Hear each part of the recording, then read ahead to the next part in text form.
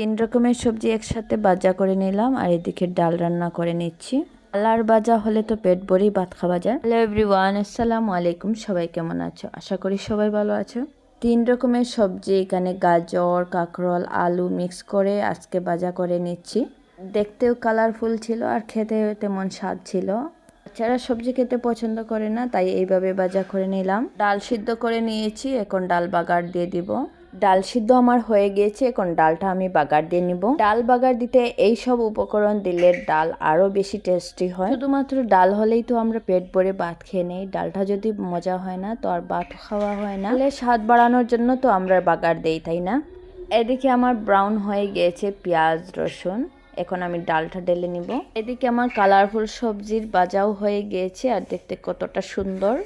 ডালটাও আমার হয়ে গিয়েছে, ডালটাও কত মজাদার হয়েছিল। আজকের জন্য এতটুকু, আল্লাহ হাফিজ।